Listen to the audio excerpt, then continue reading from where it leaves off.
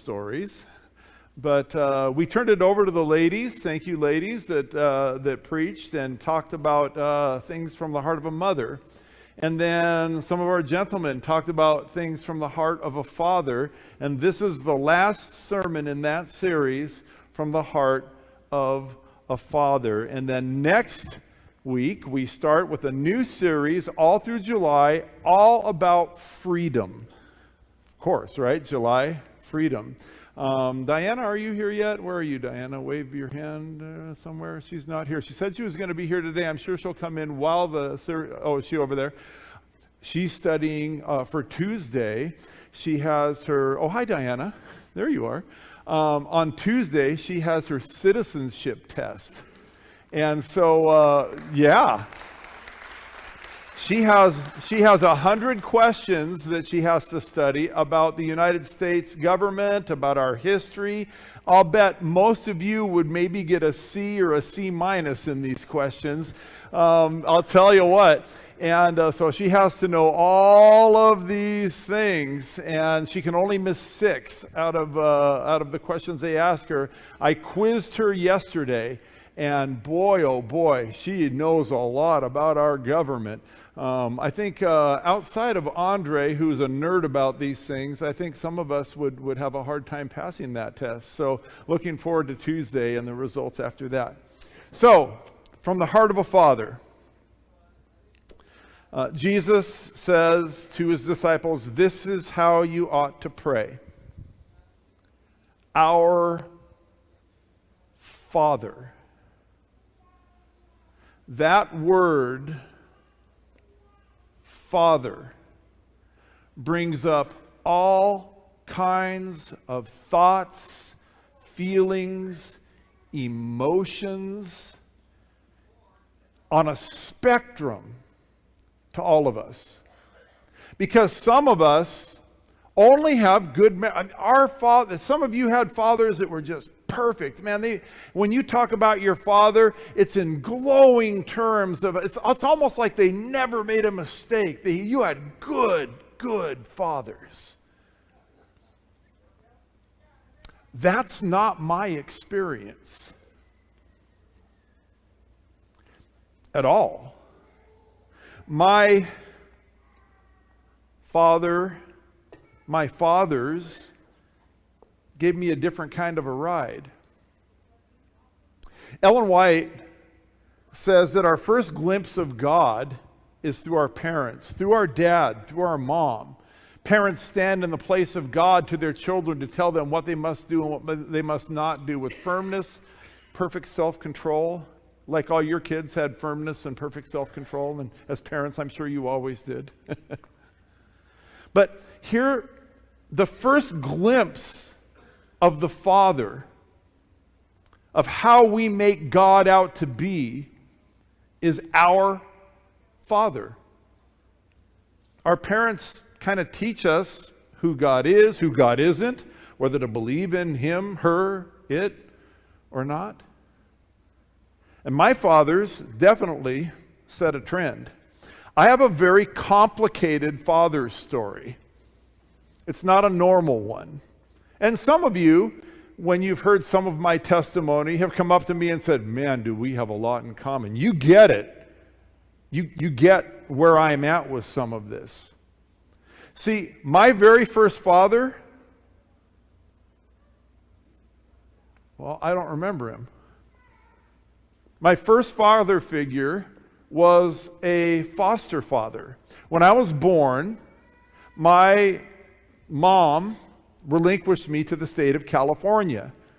And the state of California put me into foster care. And for the first 5 weeks of my life, I was with some people that I don't remember. I don't know their names. I don't know if they were good to me or bad to me. I don't know what they fed me, how often they changed my diapers. I don't know any of that. I don't know if what happened in that family somehow made me emotionally more prepared later on in life, or if it scarred me somehow. I don't know. I just know for the first 5 weeks of my life, my first parent experience, my first father experience was in foster care. Foster care is something that's come up in my mind recently. Yesterday, right? A decision in the Supreme Court. I have a feeling we're going to have a need for more people that are willing to take kids in that would otherwise have a miserable life. Man, oh man, I hope the church steps up to the plate for that. So, my first experience was, I don't know. My second experience with a father was Bob. That's Bob. Bob and Pat, in the middle there, in 1962, adopted me. They filled out all the paperwork. My dad said it. He always said, I went and bought you at the baby store. They adopted me into their family. They brought me into their family. And this is the man, for the first 11 years of my life, that raised me. He was my dad, my father. And my dad had some good qualities about him, and my dad had some bad qualities about him. The good qualities were that he would take me on fishing trips. He would get me up. He had this little tiny aluminum boat with an outboard motor on it. He'd get me up, I don't know how early in the morning. It was still dark, I know that. And we would go through town, and there was not a car on the road, and we'd go down to Edmonds, to the docks there, and we'd put that boat in the water, and we would go around with that little motorboat salmon fishing. I don't remember that we ever caught anything, ever. We go into these salmon derbies that had prizes, right? These salmon derbies, the big prize would be 2 motorcycles or something like that. And I go in dreaming of reeling in a 55-pound king salmon. And I think we caught dogfish. You know what a dogfish is? Those little sharks, right? That's about all we caught ever. Right? But it was fun. It was fun because he would pack. My favorite sandwich was a bologna, cheese, and mustard sandwich. That was my favorite sandwich when I was a little kid. He would pack those sandwiches, and we'd have these little lunches, and we'd go out and fish. My dad was a pilot, and he would take me flying in his airplanes. He had little Cessnas that he would fly. Cessna 182 and I still remember the call numbers, N2608 Romeo, because I had to say them on the radio when he taught me how to fly. It was fun going flying with him most of the time. And he'd take me camping. We'd go up to this one place over and over again called Fish Lake, up in the Wenatchee National Forest above Roslyn, Washington, just above Salmon Lake, an 11-mile dirt road that had to get there, but right under Cathedral Rock, wildflowers all over the place, fishing in the slow-moving river there. We had a good time camping. It was great. So there were some things about my dad that were really good that made me glad that he was my dad. I mean, I remember as a little kid, right? When my friends and I would talk, my dad could beat your dad up, And I would always really stick up for my dad, because my dad, he kind of knew it all. I knew he did. I mean, he was 5'8" and 170 pounds, but I thought he was bigger than a mountain, I was a little kid. My dad also carried with him a temper. Angry outbursts. He smoked like a chimney. And he would always say, I could quit any time I want. I've quit hundreds of times, right? And when he would try to quit smoking, his temper would get agitated even more. And as a little kid, I didn't know he was trying to quit smoking. I didn't know he was more agitated, so I was still acting like a little kid. And I'd do something loud or shocking or whatever, probably just acting like a kid. Boy, and he would just wind up with the back of his hand and just backhand me, just with the palm, hit me in the forehead, knock me over. That happened over and over and over again. That's how he would, if he punished out of a temper, that's how he would do it. He would backhand me. But if he punished calculating, if it was a planned punishment, He would take me back into the back room, into my bedroom, put me over his knee or have me put my elbows on a desk. And he'd get that. We had a little wood-burning stove in a real populated neighborhood. I don't know why we had a wood-burning stove, but we did. And we had kindling, and he'd take some cedar kindling about that long, and he'd put a glove on so he wouldn't get splinters. Yeah. Hard to sit down after one of those things. And while he'd spank me, he would yell at me, swear at me. He had quite a mouth because he was angry at me. Now, I didn't know that this was unusual because all of my friends had dads like this. All of them did. I was over at John Snyder's house once, and John did something his dad didn't like, and John's dad just hauled off and just close-fisted right in the chin, knocked John out. But we saw this in my neighborhood. This is what happened. So the things that my dad was doing, I didn't think they were abnormal, but they created an impression of father with me. This is what fathers do. Sometimes they're really, really fun. And sometimes they're terrifying. My dad did not give me verbal affection. He never said, "I love you." The first time I ever remember my dad saying he loved me when I was 19 years old. And it was in a huge moment of stress for him and I. The second time he told me he loved me was when I was 26 years old. I was 30 years old. And I made him tell me because I needed to hear it.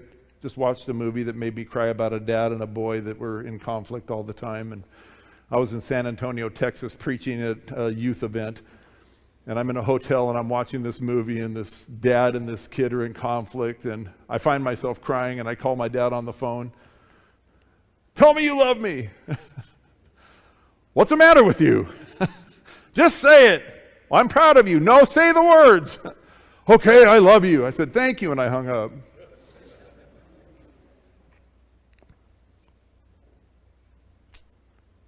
And then there was the double standard. There was a hypocrisy. I was in third grade. Tim Layton and I were on the side of my house. We'd stolen 2 of my dad's cigarettes because we thought it was, all of our parents smoked, and we thought it was cool that they could do that thing with the smoke where you'd French inhale. You know, you get the smoke to go in a circle through your nose and out your mouth and everything. And so we decided to go on the side of the house and try it. And it wasn't the first time. We'd been sneaking cigarettes since I was probably 9 years old. It's crazy, I know, but that's, again, the neighborhood I grew up in. And so we're on the side of the house, and my mom didn't want me to do any of this stuff, but I think my dad, I don't know, he just did what my mom wanted him to do. And we light these cigarettes, and we're smoking these cigarettes, and my dad comes around the side of the house and sees us. And he kicks Tim in the rear end and says, get home, I'm going to call your parents. And he grabs the scruff of my neck and he brings me into our carport where we had some wood stacked, and he's literally the woodshed. And he sits on this stump that he did kindling on and puts me over his knee and gets the kindling and starts wailing on me and screaming at me for being an idiot for smoking cigarettes, while he had a cigarette hanging out of his mouth. Even at 10 years old, I remember, this is weird.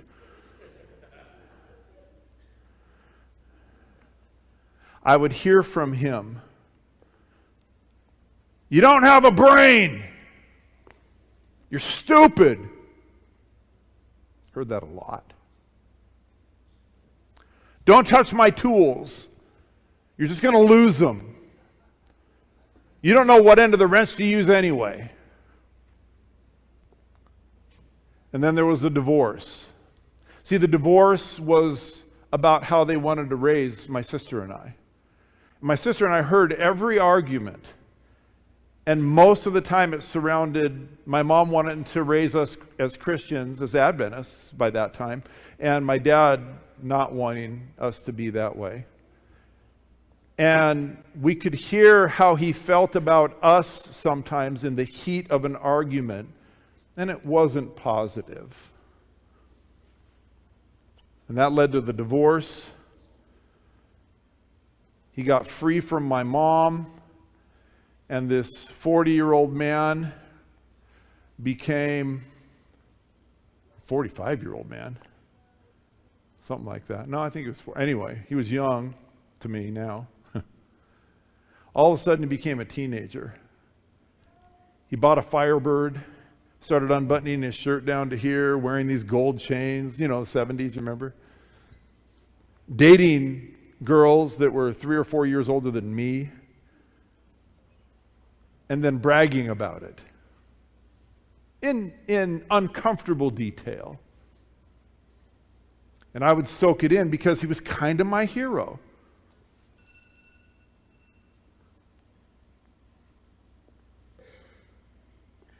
And then as I got a little older, he wanted to bring me into his world. And we all do, but I really wanted to do everything to make my dad proud of me. There was a bar right there in Painfield Airport called the Jet Deck. It's still there, I think. Owned by a Lebanese guy named Nabil. Nabil and my dad were friends. My dad had a regular seat there at the bar at the little tavern, served food and drinks. And by the time I was 17, I was bigger than everybody, and I had facial hair, and Nabil and my dad kind of had a wink-wink relationship, and so my dad would bring me to the bar on Friday nights, Saturday nights, when he would frequent there as a single man, and buy me drinks, right? Get me going into that lifestyle. And I'm not going to go into any gory detail, but often he would send me home with somebody that he would buy them drinks and then tell the waitress to say that it was for me. And the next day he'd call me up, tell me what happened. I'll tell you what happened with me. We'd trade our filthy stories.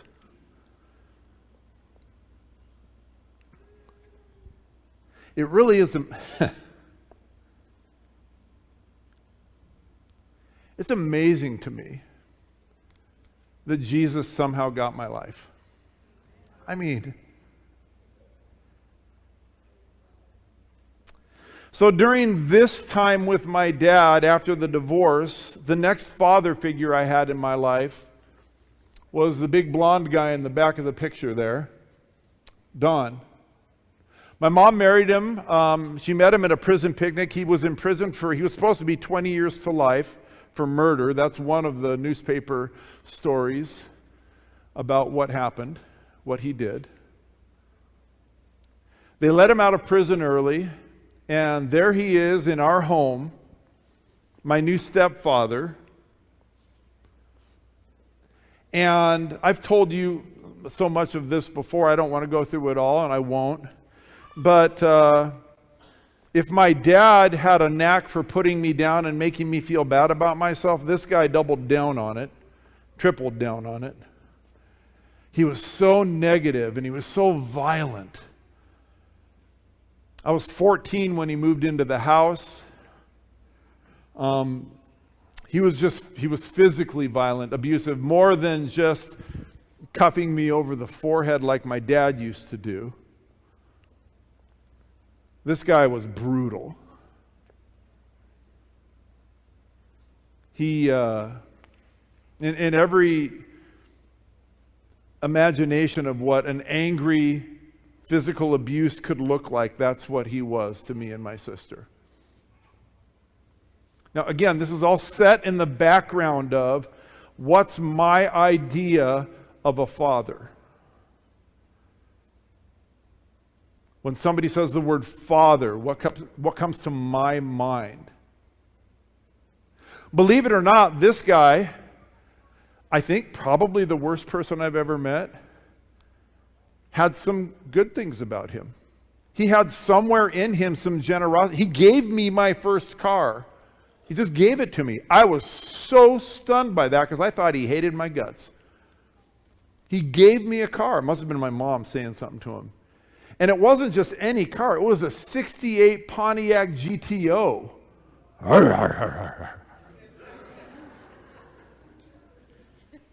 These kids today think they have these hot little cars. They go around, right? No, no, no, no. I had bloop, bloop, bloop, bloop, bloop, bloop, bloop, bloop, bloop, bloop. So there were some good parts about him. There, you know, and you know, there were some things about him that every once in a while I'm like, man, that's a good guy. And I wanted to impress him. I wanted him to be proud of me too. But more often than not, it was negativity. It was, he couldn't hold the job because nobody liked him. My neighborhood didn't like him. People were always calling the police on him for stuff, and he's always getting in trouble. He had a temper. I saw him and somebody cut him off in traffic.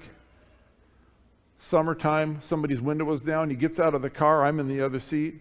He gets out of the car and he goes and he grabs this guy and pulls him out of his car and slams him against the car a bunch. Don't you ever cut me off again. Often when he thought a neighbor was going to come and intervene in something that was going on in our house, there was a lot of fighting in our house, a lot of violence. I'd see him get a gun, and he wasn't supposed to have them, but load it and get ready. If he comes up this driveway, I'm going to kill him. Ended up being a drug addict and a thief, and, you know, couldn't quite shake the prison life. When somebody says, "Our Father," something happens in my mind. It might not happen in your mind, but it happens in my mind. My next stepfather, when I was 29 years old, my mom that relinquished me to the state of California found me. And so since I was 29 years old, I have this amazing relationship with she and her husband, and that's Lewis. Lewis is kind and gentle and caring and loving. He is everything I wish I would have grown up with when I was a kid. And now that all my other dads that were in my life are gone, Lewis is there and my mom is there. She's the best mom ever. And I tell them all the time, God knew I still needed a mommy and a daddy.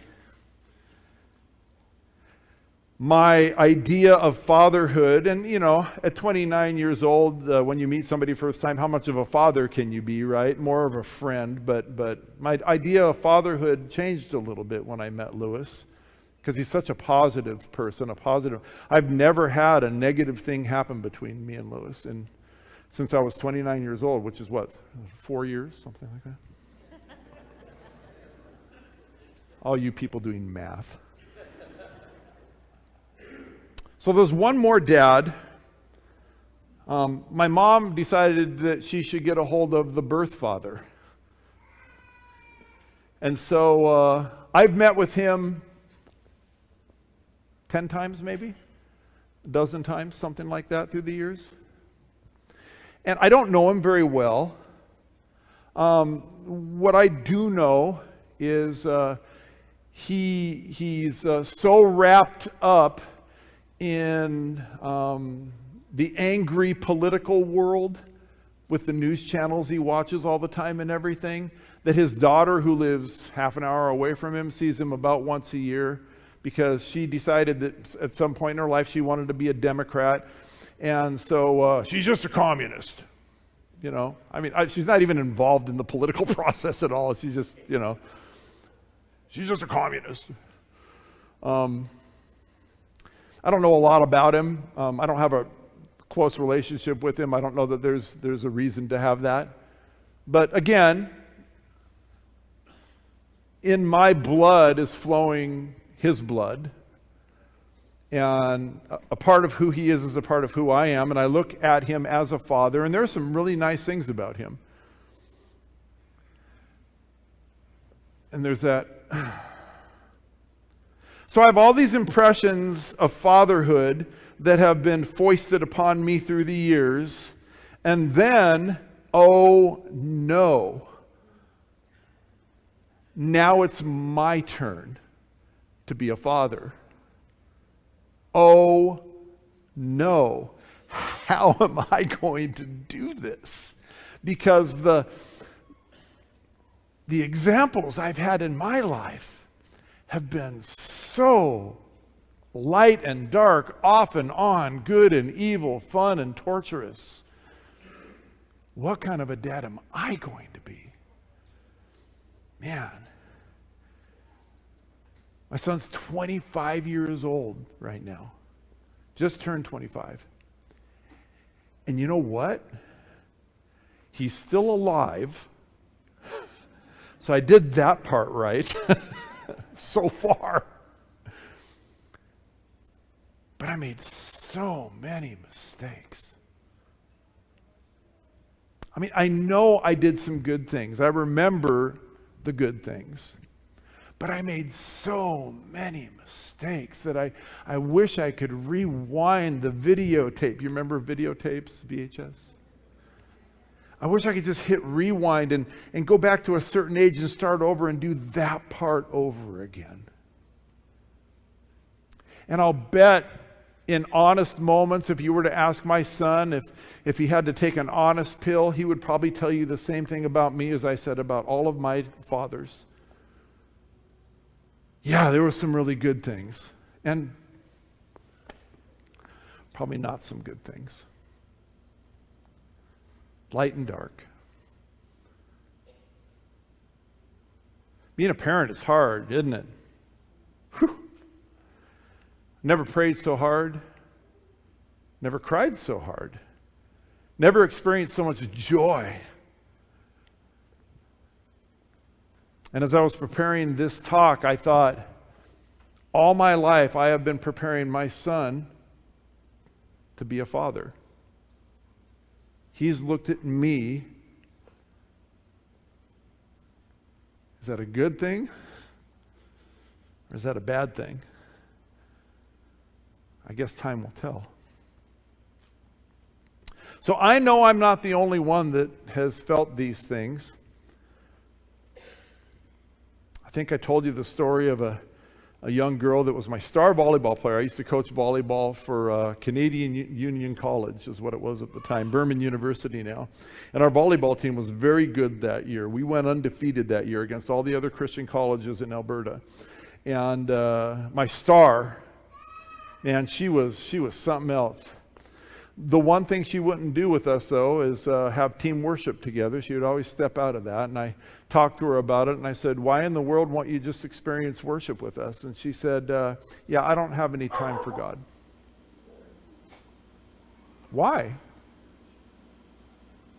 Turns out her dad was a pastor.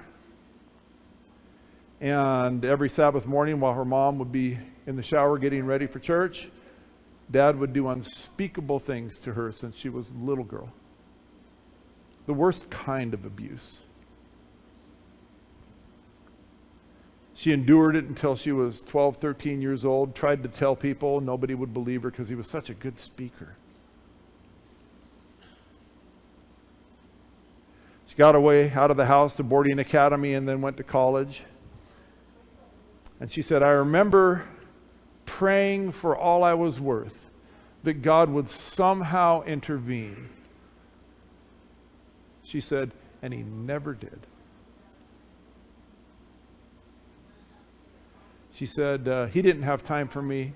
I don't have any time for him. See, her idea of who the father was greatly impacted by who her father was. Not just a father, but a pastor who would stand up and talk about the love of God in front of a congregation after he had done what he had done to her hours before.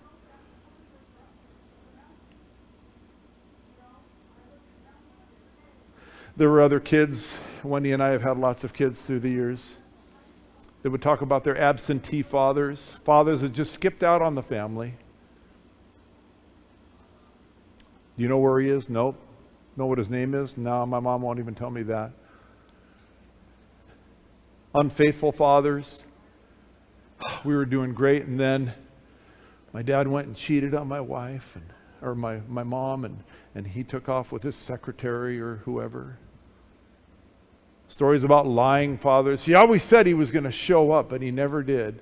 I'd always look for him when I was on the baseball diamond. He was never in the crowd. And story after story after story, I realized that there's not a whole lot of perfect fathers out there. And some of them are a lot less than just not perfect. They're just horrible. And that taints how we think of the word Father. Our Father who art in heaven. Well, wait a minute. What's he like? When I started getting into Scripture,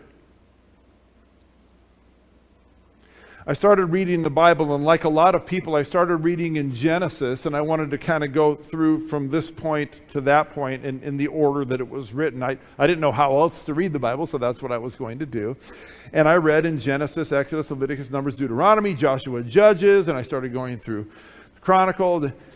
And as I read, I needed a change in my life, and I had been converted. I had been baptized. I really wanted God to be in my life. But as I read, in my mind, as I read these stories in the Old Testament, I started to think, seriously started to think, oh, my father is like my fathers. He's just like them. Because sometimes he's really, really cool. He gives you a 68 GTO. And sometimes he loses it and opens up the ground and swallows a guy and his whole family. Sometimes there's all kinds of grace being shed on somebody that made a mistake. And sometimes somebody gets zapped dead because he loses his temper. Sometimes everything is just peaceful and green pastures and still waters. And sometimes Moses forgets to circumcise his kids, so God's going to come down and kill him for it. And then Zipporah runs and circumcises their kids really quickly and throws the circumcision pieces at Moses. Is that what they're called? I don't know if that's a medical term. Throws them at Moses' feet. And God goes, oh, okay, now I won't kill him. Just like my dad's.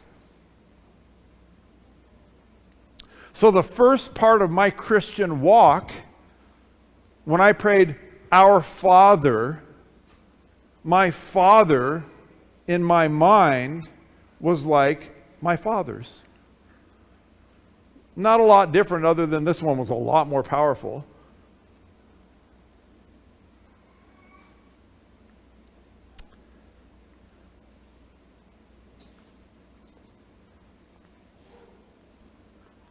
And then I met Jesus. Something started to shift about 20 years ago in my religious experience.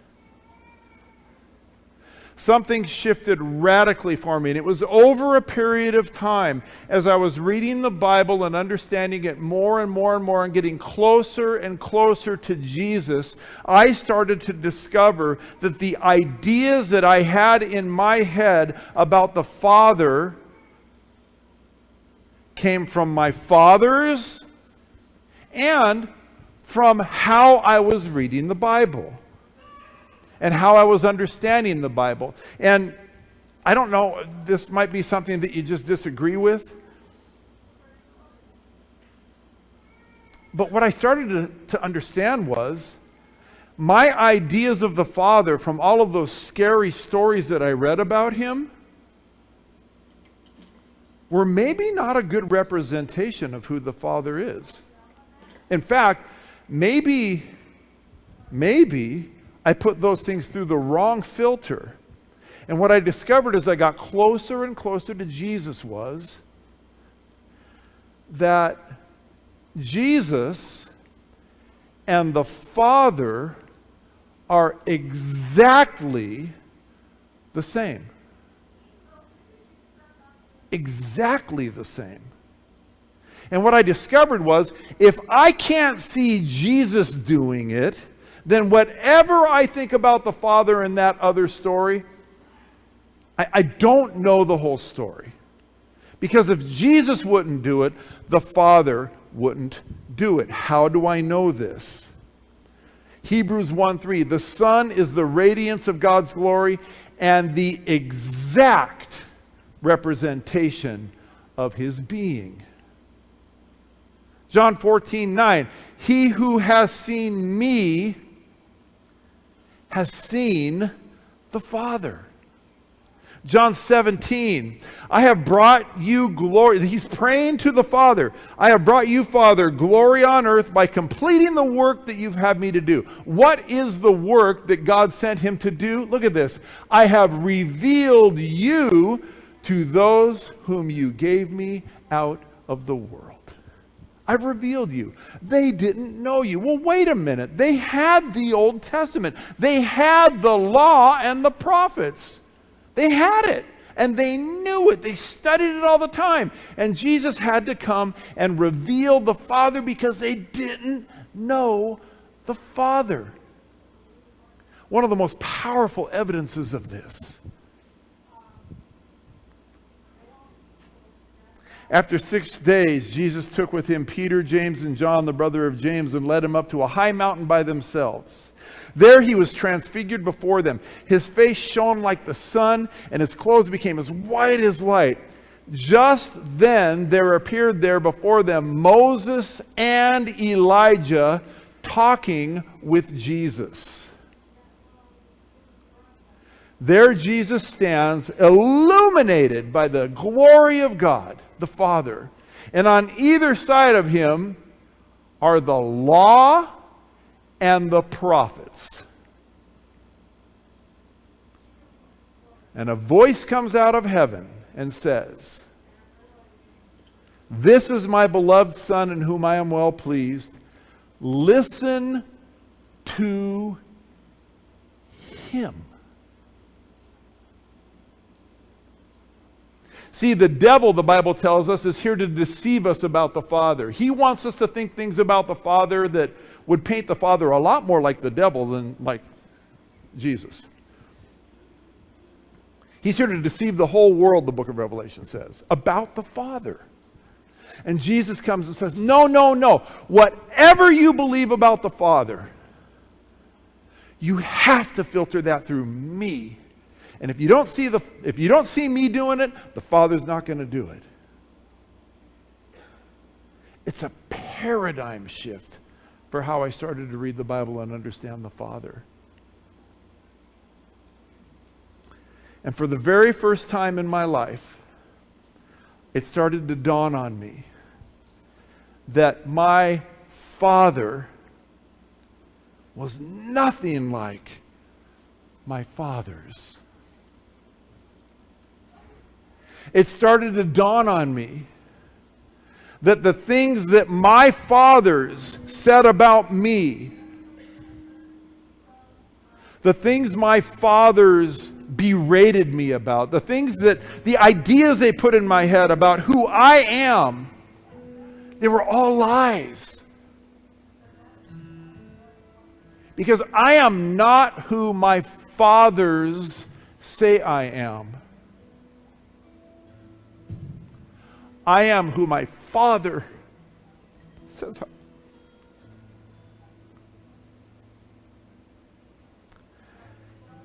And I and you are his beloved son and daughters in whom he is well pleased.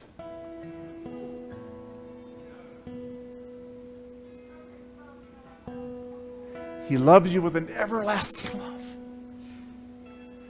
Jesus came to show us the Father. And when somebody should have been stoned to death, he says, no, go away. I don't condemn you. When people approached him to do unspeakable things, he just turned the other cheek. He epitomized grace. He showed us peace. He built up, he didn't tear down. He invited in, he didn't shove out. He's all the things that I ever wanted in a father. This is the message we have heard from him and declare to you. God is light, and in him there is no darkness at all. This Father you can believe. This Father you can trust. This Father you can put your faith in. May not be a familiar song